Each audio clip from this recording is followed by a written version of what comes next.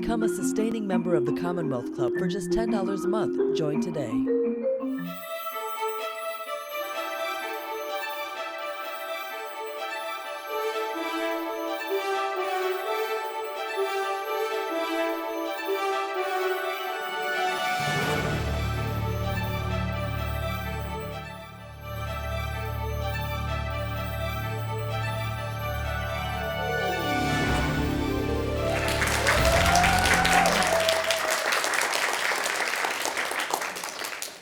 Oh my gosh, I think I'm already going to cry. It's been so long since we've heard some real claps.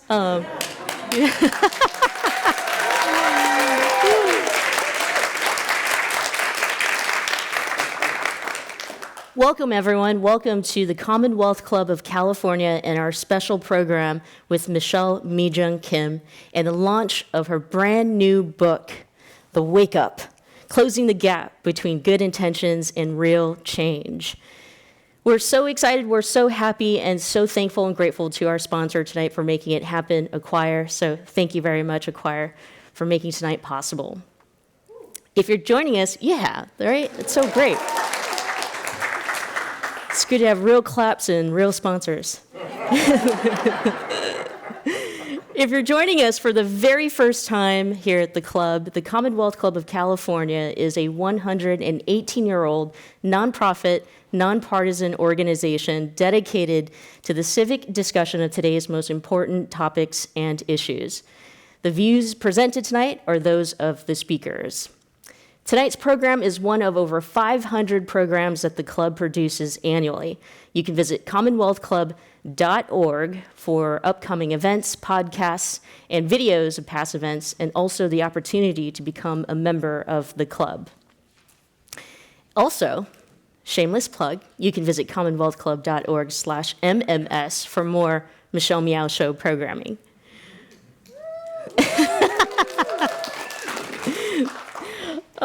If you're joining us live on YouTube, you can use the chat box feature to send us questions for Michelle. And if you're here in person, we have a standing mic there in the back that you can line up for with safety and social distancing when we call for questions later in the program. So make sure to be thinking about some questions for Michelle. Without further ado, let's get our program started. We're going to do this right. We're extremely honored to be kicking off the program with educator, arts and culture, advocate, activist, poet, all around badass, Michelle Mush Lee. Michelle? A story of now for Michelle Mi-Jung Kim on the occasion of her book release and her growing light. We are in a monumental moment, a portal to change, as Arundhati Roy calls it, a gateway between one world and the next. If marked on the map of the human spirit, we are in the space between what is glorious and what is tragic, what is light and what is difficult, what is left and what is right. Expanding our imagination is what is required. Grace Lee Boggs spoke these words and empowered countless people around the world to find the strength within and together to defy hate and to seek out love. Love in the presence of our enemies.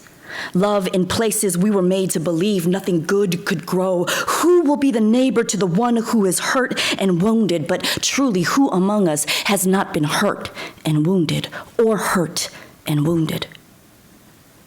In a year of racial reckoning, a global pandemic, escalating climate crisis, and a crack in the old structures of power, what does it look like to forgive, to bridge to a new world where our ancestors remind us that our righteous rage, unbound, unashamed, can move mountains? Where your neighbor prays to different gods but keeps the porch light on for you? After all, are we not all artists of creative survival? I'm going to ask that again because I'm hoping that we're in the room together. Are we not all artists of creative survival? Are we not all children of travelers and seekers? Aren't you also, like me, island and mainland, new world and old country, trapped between the hyphen that says we are culturally here and not? Yes, I am an Asian woman. She is an Asian woman, and we were born loud. We are also black future and power. We are fist and flower. We are the summaries of nightmares, rewriting scarcity myths. We are redemption for the love we've killed without even knowing it. We are freedom fighters sent from the past. My story be a soundtrack of the best cooked meal you have ever had. In the world we are becoming, the one we are making, even tonight. You, she, they get to be soft and silent by choice. In the world we are becoming, the one we are both breaking and remaking, you can lay down your guns. You can at once feast first while the rice is still hot, while the army stew is still rich and meat, while the makgeolli is cold and the clay pot steams. Let us speak something sweet into the ear of great grief. Let us speak ourselves into a good story. Yeah? Let us speak ourselves into a damn good story. Let us break the injustice of our forebears without forgetting the sacred rage that kept us alive. Let us break from the rules made to divide. Let us meet this monumental moment with the story of who we be when we as people dare to belong, when we risk to believe in a world where everything made broken could be made whole again. Meet me there. Where the bridge bends into a circle, where there is no first and no last, where we have forgiven each other for hoping that our past could have been any different. Where the peacemakers, the healers, the restorers, the storytellers, the lovers are at last at the center of all things beautiful to us. You might be asking me, or you might be asking Michelle later tonight, but how will we know when we've arrived? We'll know. By the sound of hammers, by the collapse of guns. When the hidden meaning of tears have no reason to run, we'll know. When the most beautiful words in the human language can stand untranslated, we'll feel the sheen of sweat and our delirious hearts breaking down borders and bridging a way through. We'll redesign the aisles made to divide us. We'll move as flesh moves with bone. We'll speak as teeth speak with tongue. And we won't withhold our neighbor from the pain it takes to grow, but nor will we withhold hope. We will know it because we'll feel it, and it will feel like a warm mandorla of gold made from the parts we were once so sure were too broken to be made whole. Thank you.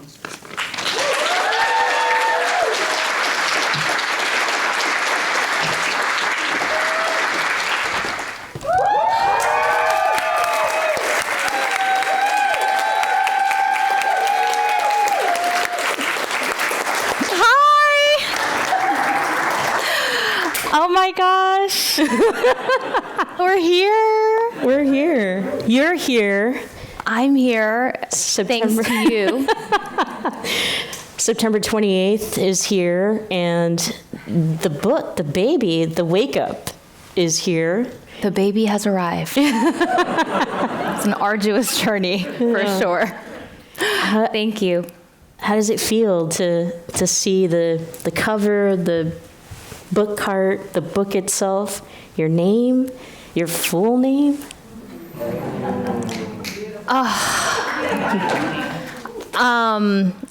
Okay. You got this. Come on, sis. We just started.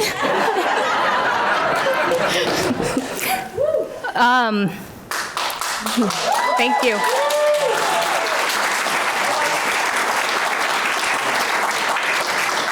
I am first and foremost so grateful to be here. I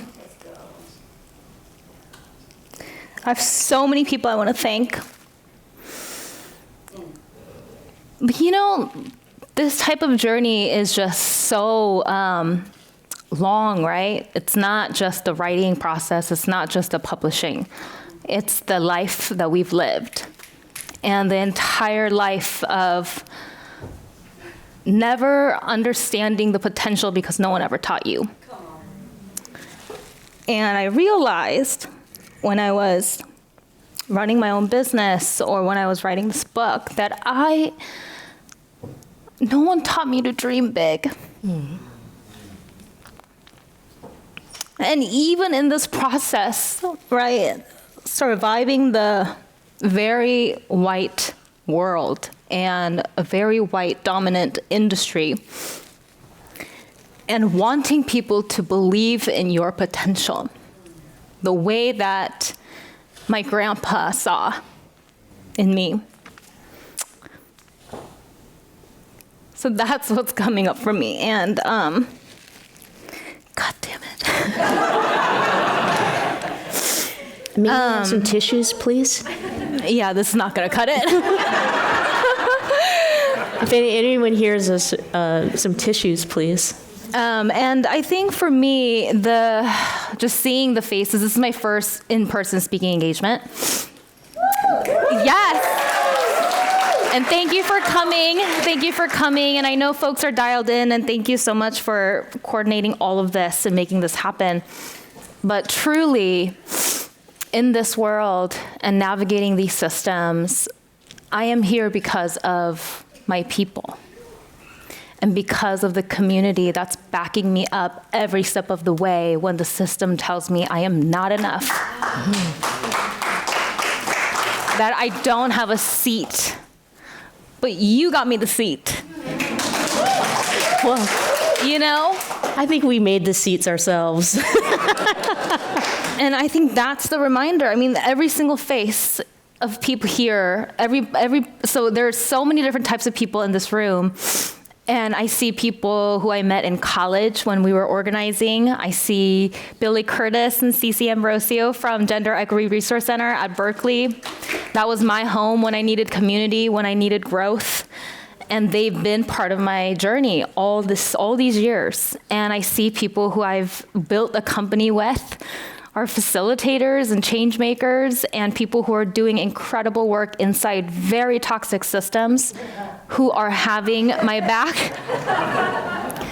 And there are also people who are just trying to survive every single day. So when I say that I did this for us, and that I do this because of this, I don't say that lightly or for show. Because I wouldn't be here without every single one of these people in this room. God, I'm so emotional. And my name, so my mom's here, by the way. Yeah.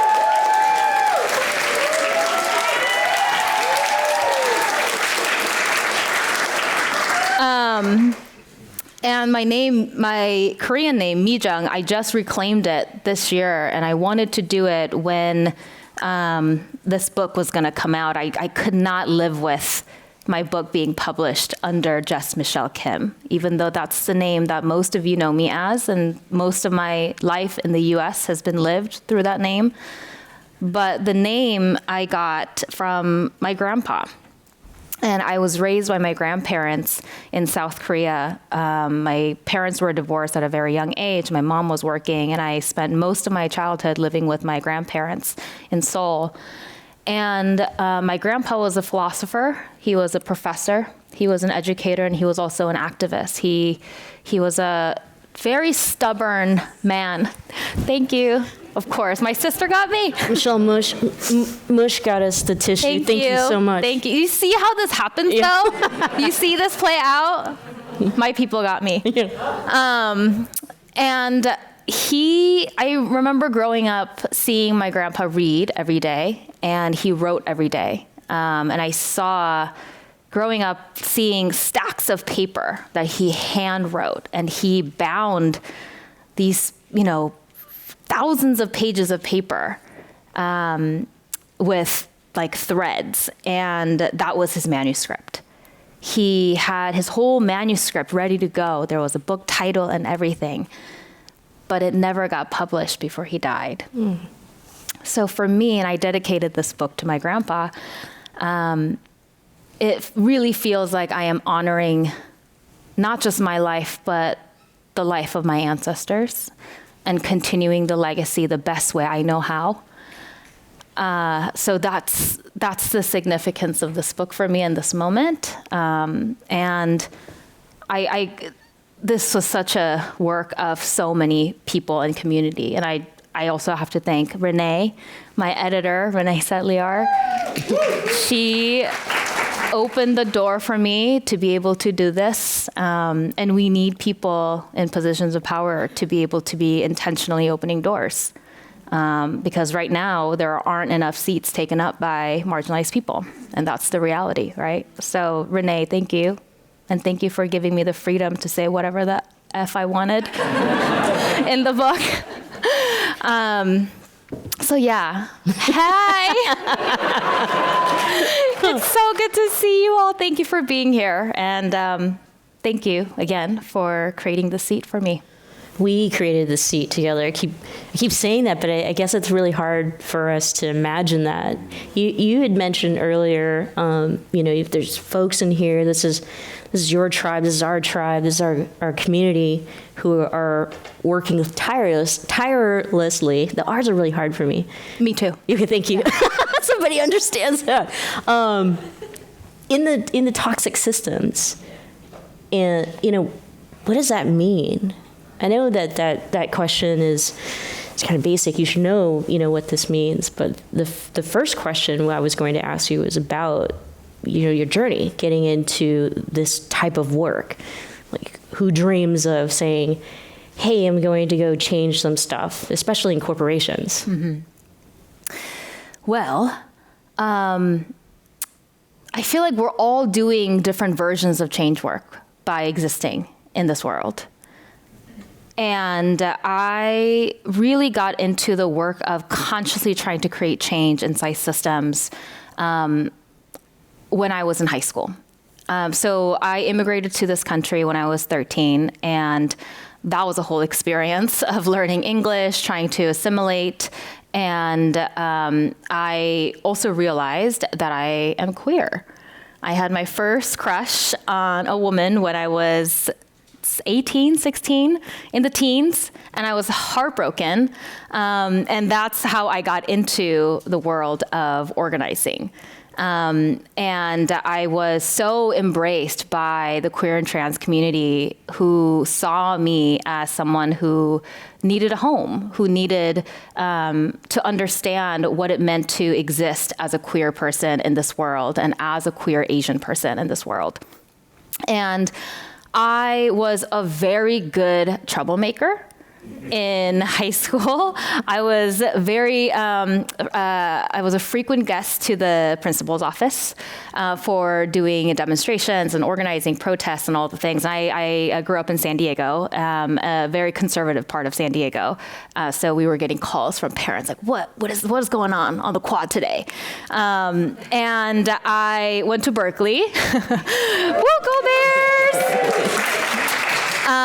And even that, I think, for me was a possibility coming into fruition, right? Even going to college. I remember growing up with my dad, who was undocumented in this country for over 10 years, and I grew up low income, and that my dad would put on my desk a pamphlet for joining the Army, ROTC, because he thought that was the only way I could go to college, because otherwise we weren't going to be able to afford it, right? So the fact that I am here with that history is something that I think about often, and that's also the work, right? That's the work of fighting the odds to squeeze yourself into the places that weren't meant for you.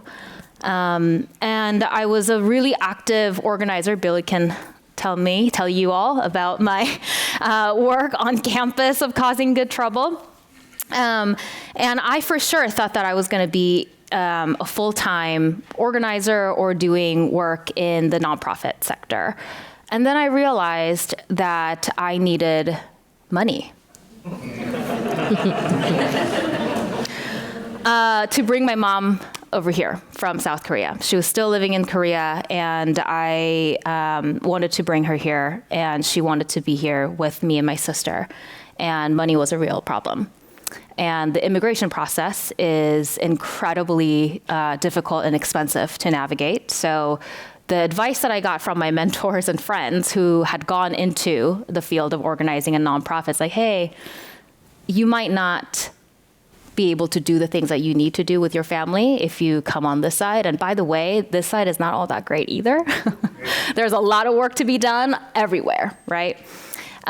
So then I went into the corporate world, corporate America. I went into management consulting of all fields. I thought traveling was cool, and I didn't get to travel a lot.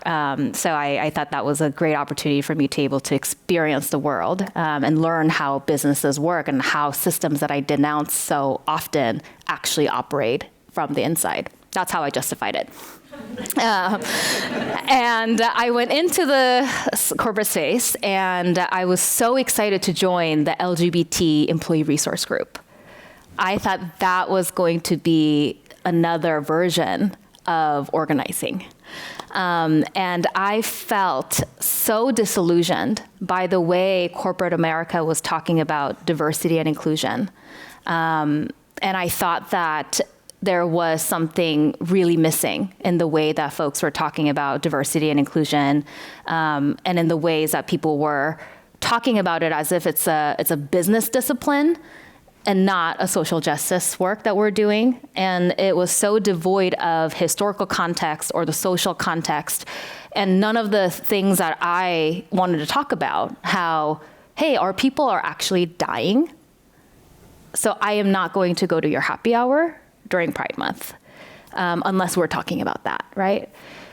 And I remember feeling really alone and really lonely in that process of trying to talk about D&I in the way that I felt was principled and connected back to my roots and back to the organizing world, and feeling ostracized inside the system that didn't see that being pertinent to the business case for diversity, right? That we hear. Diversity is good for the bottom line. Diversity is good for innovation. And I remember feeling like this is sick, the way that we're talking about it, because really what we're needing to talk about is human lives. And I thought, okay, I can't do this. So I quit consulting after a year. And I had to break the contract and pay back the signing bonus. It was a whole ordeal. And I ended up joining a tech company. Good idea. I thought that was going to be so much better. They said that it was going to be more progressive and fast, rapid growth and opportunities. So I went thinking that it was going to be more of those things. And then I was met with the similar types of issues around the way that people were talking about diversity. Just in this case, people were wearing sweats and T-shirts doing so.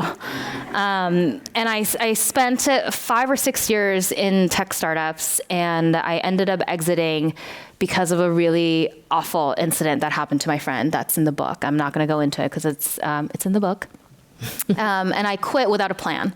And I quit in solidarity with my friend who had experienced extreme trauma and harm. And we didn't know what to do next. But we knew that we didn't want to go back into the system that hurt us so badly. So we decided to start Awaken. And that's the company that we started with. I believe we put $1,000 each to invest, and we grew it. And that's through that work, I wanted to restore what it means for us to do this work of diversity and inclusion, but with the real why and the principles behind it being about social justice. This is not about increasing the bottom line for companies. This is actually about correcting centuries of oppression and harm that's been caused. And that's the work that we're trying to do.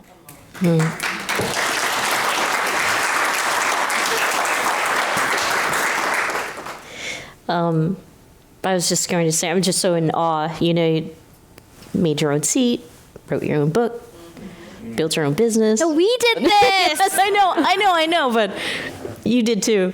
I mean, we and you. You sent us some photos that we're going to play for the audience, and so let's go through some of these photos. And I was such a cute baby. I know.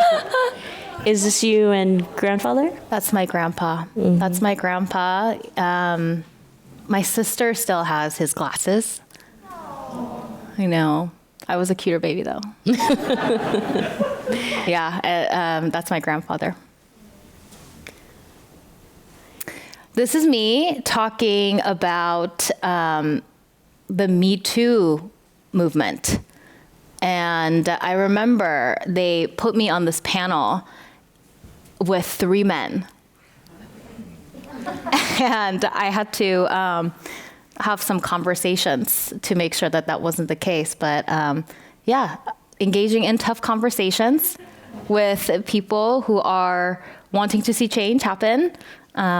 That's what I did a lot of before everything shut down. That's me causing good trouble. Yep. It's always good trouble when queer people show up. Hell yes. That was I feel like that was my big first speaking engagement, like my big break into this work. And I remember being so grateful. It was actually another Asian person who gave me the seat to be able to do that. We take care of each other.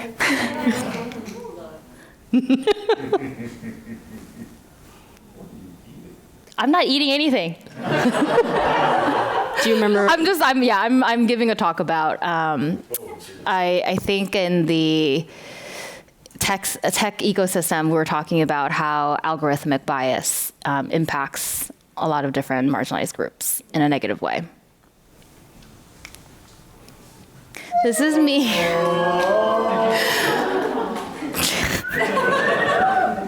This is me giving a commencement speech at a Lavender graduation. So every year there is a separate graduation ceremony for queer and trans students on campus at Berkeley. And for a variety of reasons, not only to celebrate, but some folks don't have the opportunity to really celebrate with their chosen family, or also be honored by their own, like their, biological family, because of many reasons why, many reasons rooted in homophobia and transphobia and such. So this is such a sacred space that we carve out for our people every year to honor and celebrate this milestone. And I had the incredible honor of speaking to the graduates that year. I can't remember which year it was. Do you remember, Billy? Okay, one year, yeah. Thank you for sharing the photos. You're welcome.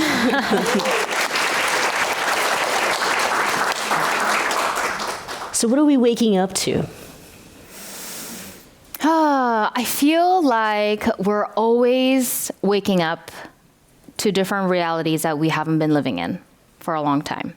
And I think that's what happened in the summer of 2020 for a lot of folks.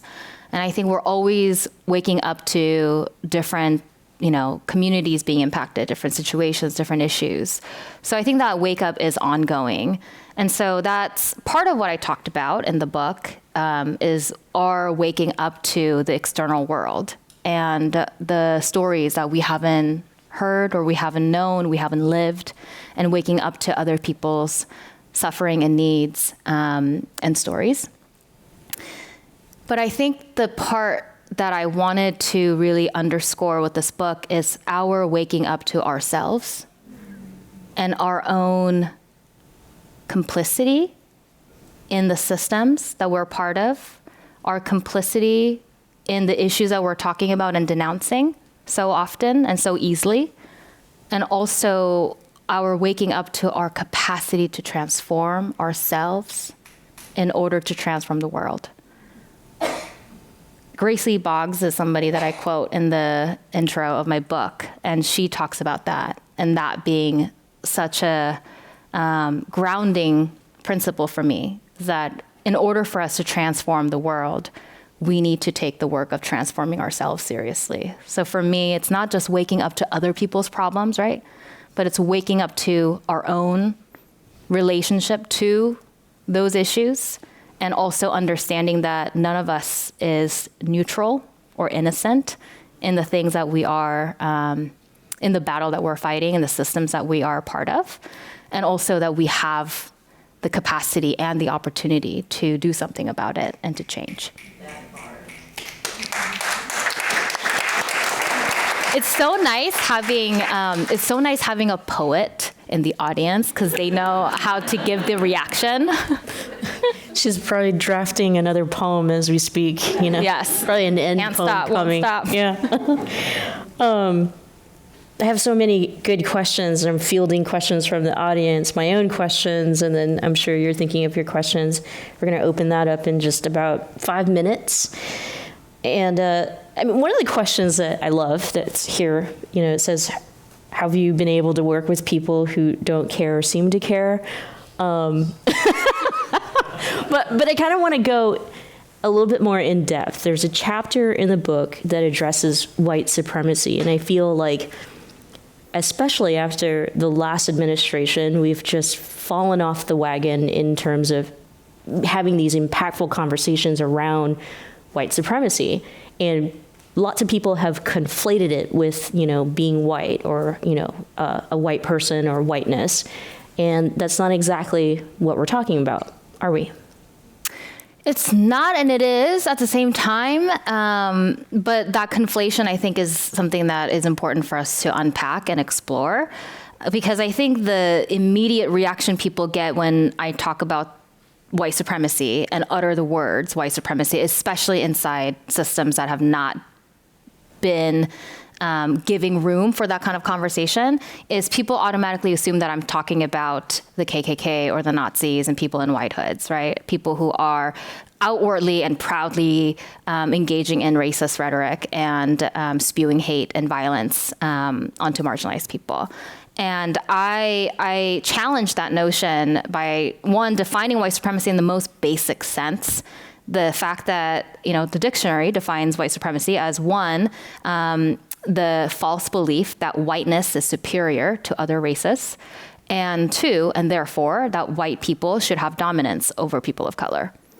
And though it can seem really simple and extreme at a glance, I think there are so many minute details of our systems and lives that perpetuate those definitions, right? How we put whiteness as superior to any other races, whether it is prioritizing white-sounding names over ethnic-sounding names when we're doing resume screens, or there are so many data points that back up this the investment in white supremacy culture, right?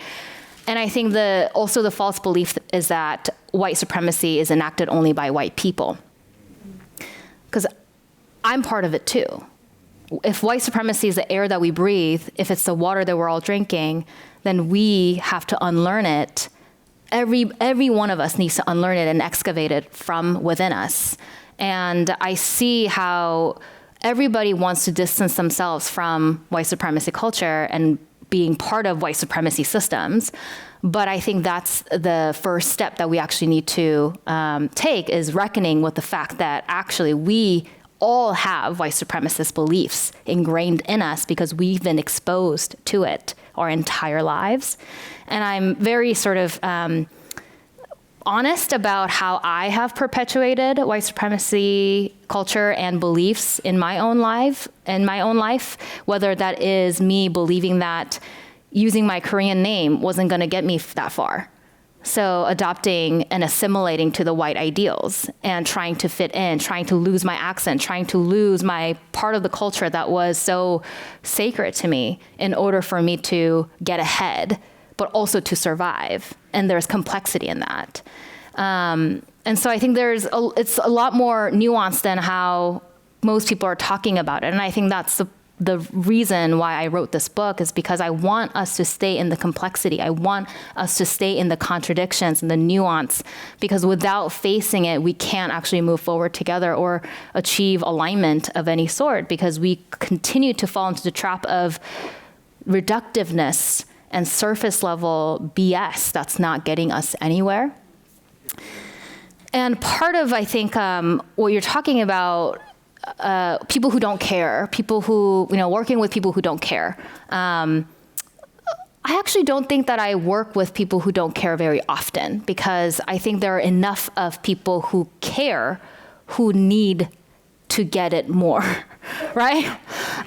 So if people are saying, I don't care at all, so I don't want to do this work, then I actually think that it's a waste of our energy trying to convince them. I don't want to spend my time trying to convince people who do not want to change. However, thank you, Billy. However, if people say that they care and they say that they are committed to equity and justice, then I think there's an opportunity for us to hold up the mirror and have them see whether they are in alignment with themselves and with their values and with their proclaimed identities. And that's the work that I want to do. And I think that, the way that we also talk about this work, why do you care, or white supremacy culture, sometimes can be so simplified and reductive, in that, a lot of people think that doing this work, people of all races think that doing this work is for marginalized people and for other people, right? Like, I'm trying to help marginalized people. I'm trying to be of support, right? Whether that is Asian people going to BLM marches, or straight people coming to pride marches and supporting queer people, or white people showing up to, all of the above. And I think I want more people to see themselves in the problem. That it's not actually, you're not solving white supremacy as a white person because you want to help your people of color friends. White supremacy is destroying you too. That white supremacy is robbing white people of their humanity as well. And that, right, this is in similar veins, homophobia is destroying straight people's lives as well, right? Because the gender binary is not serving anyone. Transphobia is not serving anybody. The patriarchy is ruining men's lives too. So how can we get people to see that this is actually for them as much as it is for me? That this is actually about our collective humanity and our collective survival and restoring the humanness that we continue to forget in the system. So that's the work that I think we all have to do, is how do I see myself in this work? Not as a third party or do-gooder who's trying to save other people's lives, but because it's destroying me too right now. And I think that's the complexity that we forget when we talk about this work, as if this is a programming issue, right? As if this is a diversity workshop that we can put on and solve in a day. And I think that there's an opportunity for us to complicate the narrative from now till forever.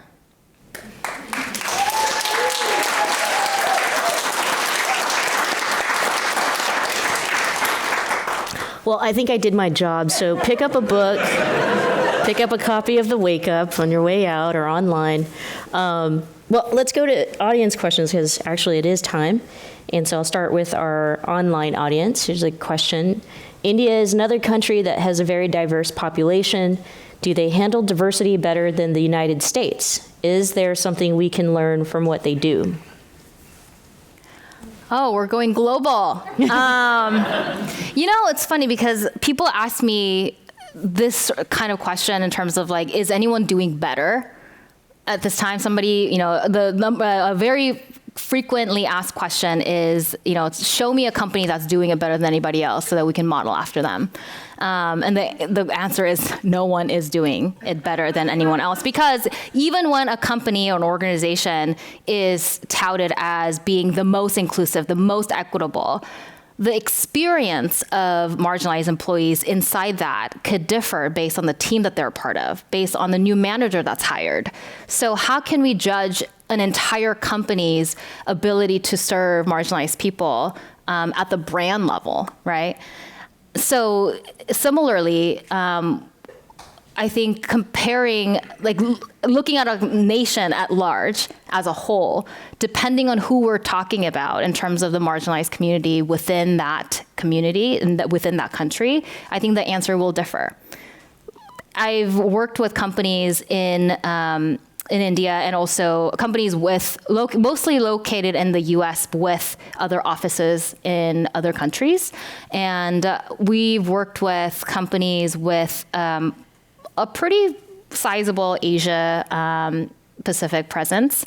And the issues differ per country in terms of whether it's gender issues. And when gender comes up, it's still in most countries, it's in Asia particularly, is mostly about the binary, right? About solving for the marginalization of women and cisgender women. And I think there's still a lot of catching up to do in different parts of the world. And I think that sometimes the mistake that people make is trying to fit the same narrative and solutions that we have in the US into other parts of the country. And I've seen that happen time after time because people believe that's, the standardization and efficiency driven culture kind of pushes us to do that. But it's arrogant when people do that. And it's ineffective. So I would say if you're a practitioner thinking about this issue globally, to really listen to the local voices and to focus on the locally marginalized communities and have them lead rather than having a US-based consultant who are taking, yet again, another very imperialist approach to this work.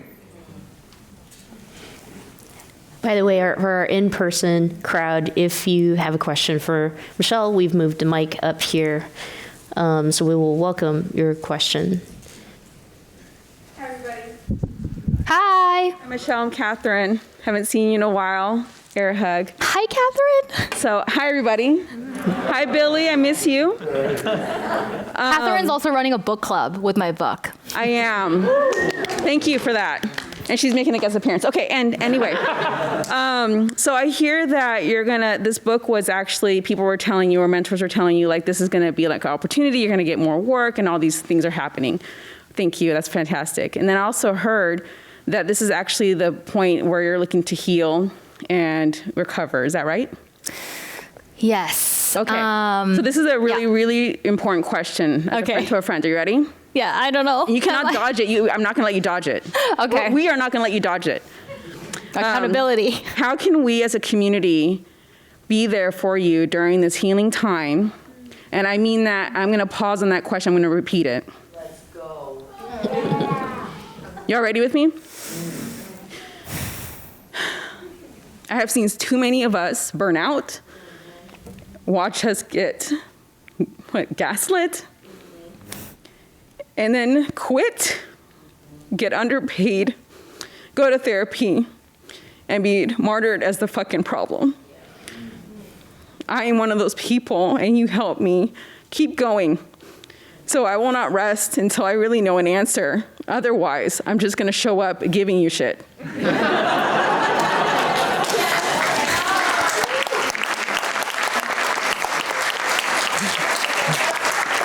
Do you see the kind of friends I have? I'm a mom. I do that to my kids when they try to dodge something.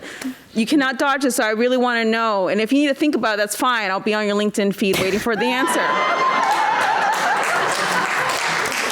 So far, we have a date with cafecito and a treat, and that's next. But as a community, what can we give to you to heal, sustain, to recover, to keep going? Thank you. That's my question. Thank you. I feel like that was that a question or was that a demand?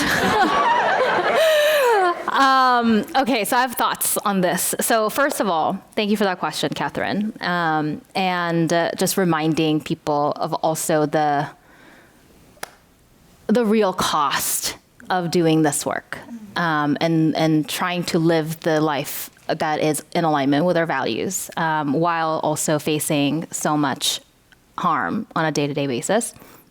So yes, like Catherine said, when I told people that I'm writing a book, a lot of people came to me and talked about, oh, this is such an exciting new phase for your life. You are going to have a bigger platform, you're going to get more visibility, you're going to be able to get more consulting clients, more speaking engagements. And people were giving me unsolicited advice about how to monetize, right? And like, oh, you can make an e-course, you can do this, and licensing, da da da da da.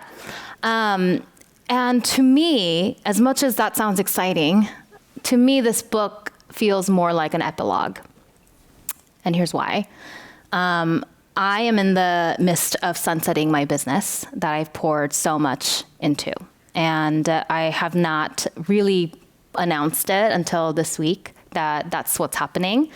And there's so many reasons of why I decided to do that, partly because of burnout, and being really not wanting to, at this point in my life, continue to do this work from a place of trauma and hurt and exhaustion. And also understanding that existing inside the capitalist system, building a company, there are certain things that are just designed in the way that makes it really difficult for you to stay in alignment with your values all the time.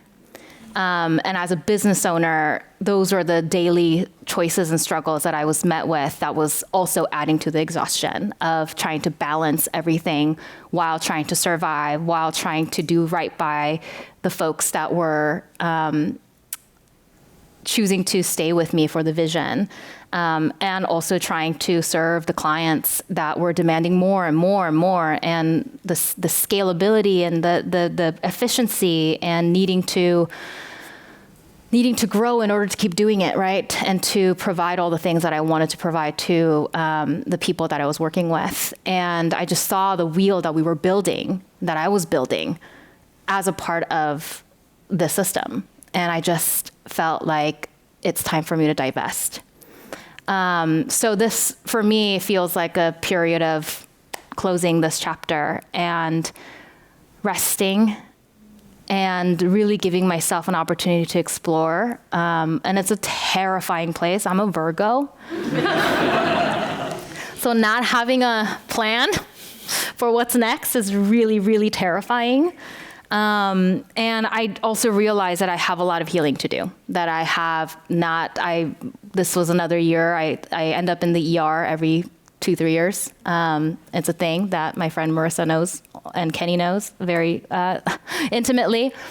And it happened again this year. And so that was another sign where my body was telling me that this is not working. Something is not working and you need to stop.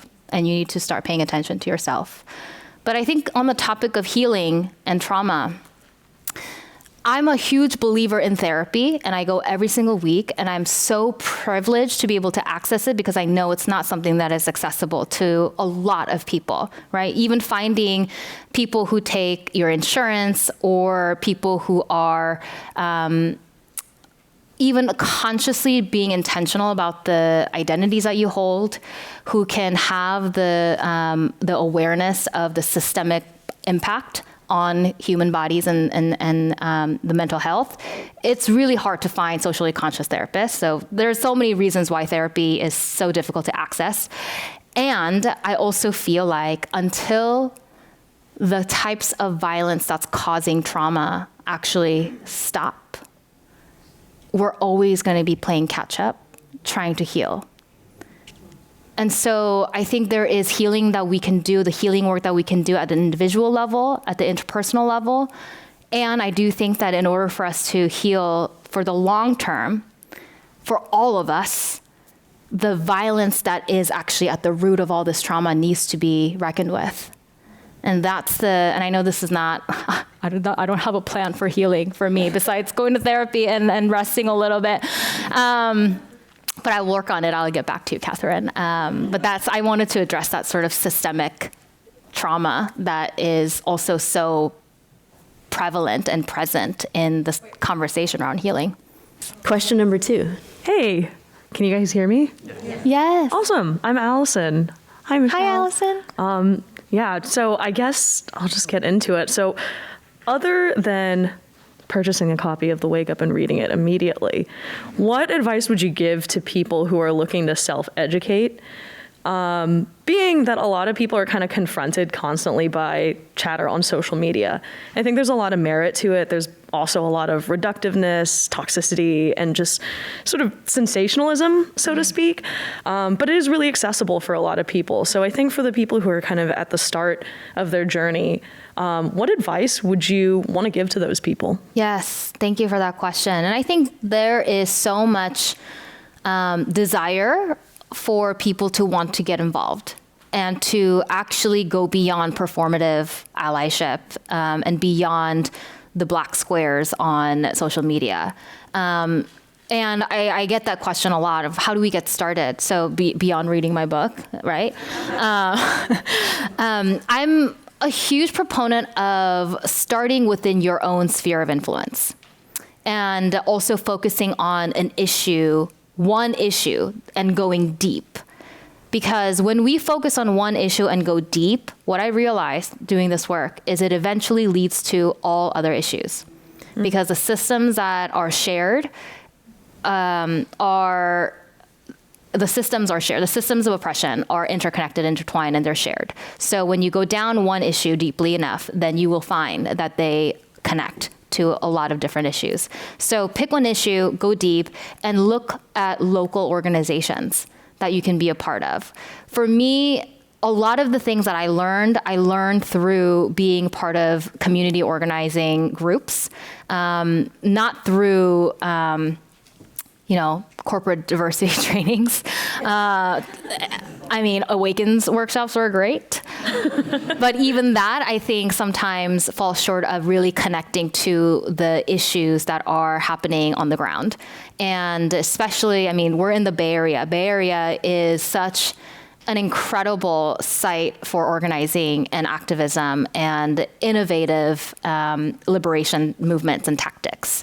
So that's usually my advice, is to get involved locally. Social media is great for making connection with people who you may not have connected with otherwise, and being able to understand what is going on very quickly and being inundated, but that's also sometimes incredibly overwhelming, even for me.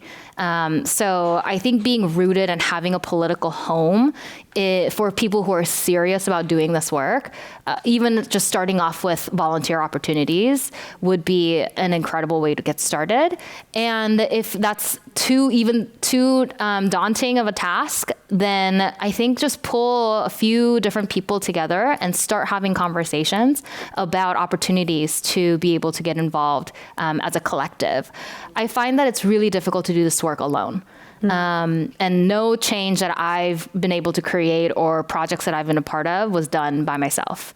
And I think having a political home, or whether it's just 2-3 groups of people, friends that you connect with on a regular basis, having that support system is so needed, and yet it's so rare. Right. Especially right now. So I would just grab people that you are aligned with in terms of your values, and starting small and letting that influence grow as you become more confident in your ability to create change and influence. Awesome. Thank you so much. Thank you.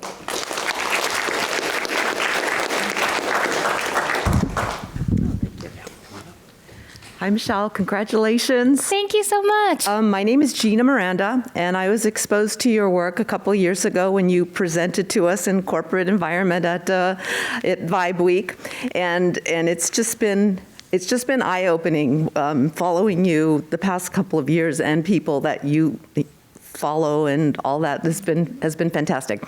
So my question has to do with your confidence, because I see that coming out a lot in your book. Just from the beginnings, the feeling grounded. And so I wanted to ask you about that. You're talking about trauma and therapy and all of that, but I feel the groundedness from you. And I feel the groundedness in me, but not enough. So I'm wanting to hear a little bit more about your confidence, your groundedness, how you keep that going on a day-to-day basis. Because I've been doing this work since I was a child, and I can't. I know when it's I've got the soul in something, but then I let it go and go do something else. So how do you stay? I see your confidence, and I'd like to know more about it. Well, thank you for that question, and you seem very confident to me and very grounded to me. My partner is probably laughing in the seat because I am the biggest self-critic, and also the types of insecurities that overwhelm me and the anxiety that I struggle with is not even close to being the kind of, person that you're just, speaking to me, reflecting back how I present myself to you is not how at all I feel inside every day. And I don't want to fake it till I make it. I want to talk about it. I want to talk about the fact that I am actually not at all self-assured, and I have a lot of fears. Very rarely do I feel like I got this and I'm the best person for this. And even in writing this book, the doubts that crept up in terms of, should I be writing this book? Should I be taking up space? Who am I to be writing this book? And I started thinking about that question of, who am I to deserve this? To, can I just exist?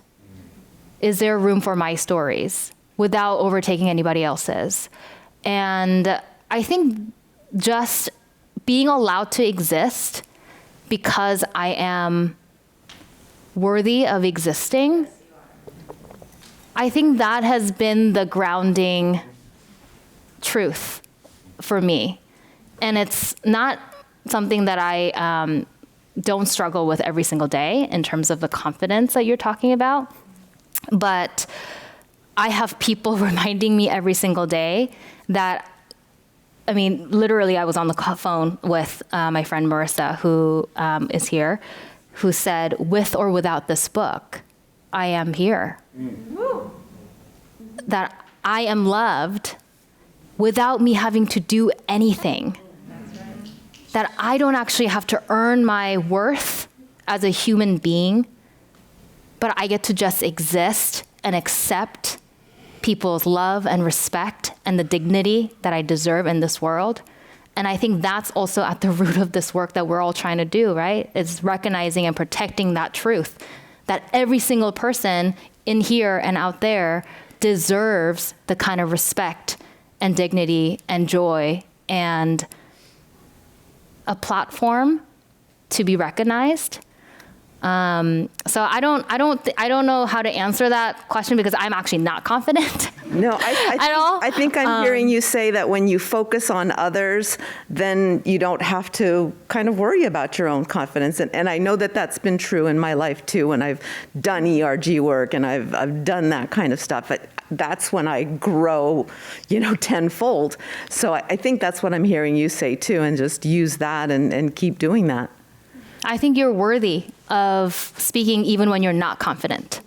Yes. I think we are worthy of existing and speaking our truth and trying to speak our truth and trying to take up space even when we are trembling. And I think more than trying to teach people how to have confidence, I want people to learn how to take up space when they're not and creating room for that. So speak your truth also. Speak your truth also. Thank you. Thanks. We have time for one more question, and then I want to give everyone an opportunity for book signing and to get your books. So last question. I am beyond proud of you. I'm Billy Curtis. And it's really, thank you for leading for that question, because I'm going to take it from the other side, from something we talked about just a week ago. Do not start crying. And I'm going to take it from the poem all the way through what Meow's been asking you. Because each time You kept saying, thank you for making this seat for me. Michelle reminded you about what you've done. So I'm taking it right back to what just came, right back to the poem, that who's in this room, and for all of us to think, how do we, Michelle, your thoughts on this? The others can chime in.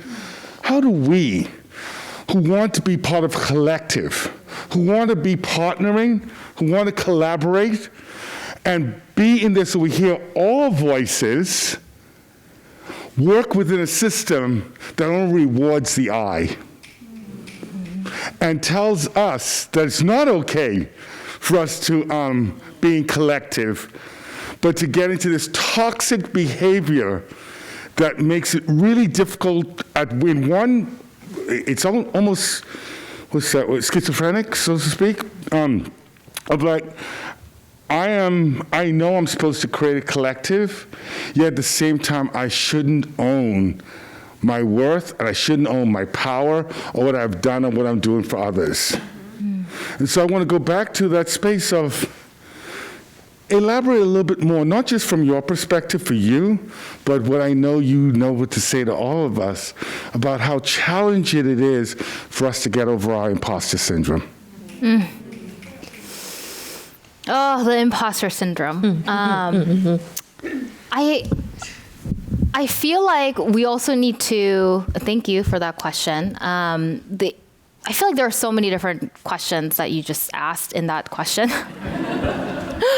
But I'll take the last one first. So on the imposter syndrome, I think we always, when we see the symptoms, we have to go back to asking questions about the underlying conditions that are birthing that symptom. So why do we have imposter syndrome, especially for women of color, especially for people of marginalized genders and marginalized races? The prevalence of imposter syndrome in a white dominant society, in a men dominant society, I think that is the link that we need to constantly make. That it's not we are born without confidence, or we are born with imposter syndrome somehow, how we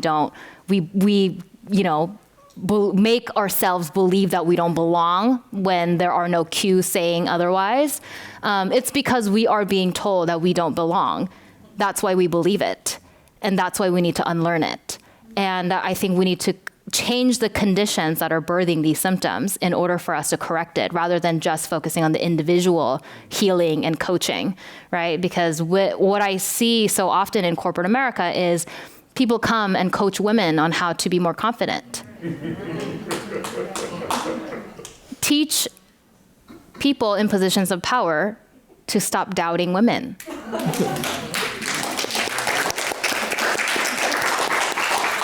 Let's build the culture and systems where we don't have to teach marginalized people how to survive the toxicity. Let's fix the toxicity.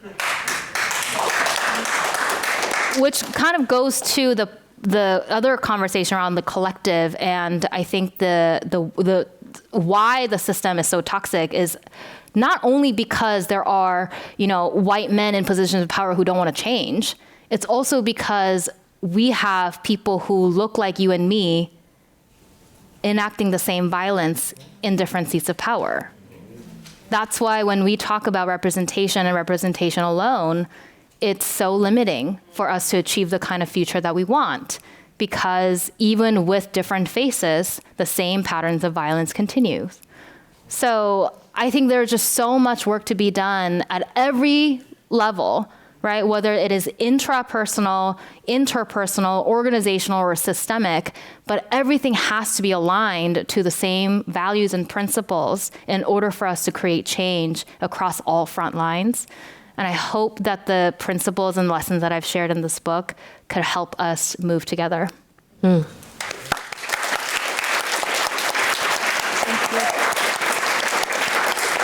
Thank you so much, Michelle Mi-Jung Kim. Can I, sorry, can I actually close out with a little passage? Okay, close out. And then we want to get you out there and signing books. Okay. All right. I wrote this. This is chapter 15, the last chapter. It's called Find Joy in Community. And I talk about when I was deep in my depression, and I needed my community to help me survive. Though it was my battle, my people caught me in their net as I was falling deeper into a hole and showed me that though it was dark, I was not alone. That I could stretch out my arms to find that they were all surrounding me, ready to hold my hand while I found my ground again. What my loving, endlessly kind community taught me was that I did not have to do anything to be worthy of love, care, respect, dignity, and life. Nor did I have to earn my worth by giving something back in exchange. I was worthy for simply being. I am worthy for simply being. And everyone else is too. We live in a world that is filled with messages that question our inherent worth as human beings and systems that tell us we are undeserving. We are told we need to contribute to society to garner respect. We need to have money to be allowed wellness. We need to look, sound, and appeal to the ideals of whiteness to belong. We need to have credentialed paperwork to legitimize our existence, whether to be deemed legal on stolen land or to certify our intelligence. We need to have bodies that match the medical picture book definition of normal, able-bodied, cisgender, neurotypical, etc., or risk being ostracized, pathologized, criminalized, and precluded from accessing safety and resources. We need to labor endlessly to earn ourselves and our loved ones shelter, food, and a future that is maybe, hopefully, slightly easier than our current reality. But to live is our birthright. To live with our most basic human needs met without having to suffer violence and exploitation should not feel like an outrageous demand. So every day, I return to what is innate wisdom in all of us, yet so easily forgotten. That each of us is worthy of living our lives fully and with unabashed joy, dignity, safety, and freedom, not because we've earned it, but because we exist. In fierce protection of this truth, I commit to resisting and dismantling oppressive forces that say otherwise.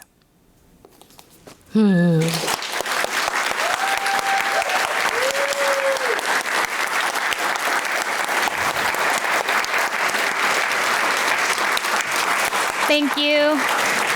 Thank you so much, Michelle Mi-Jung Kim. Pick up a copy of The Wake Up, Closing the Gap Between Good Intentions and Real Change. Thank you to our online audience for being with us this evening. Thank you to the Commonwealth Club of California for the platform and Acquire for sponsoring this evening's program.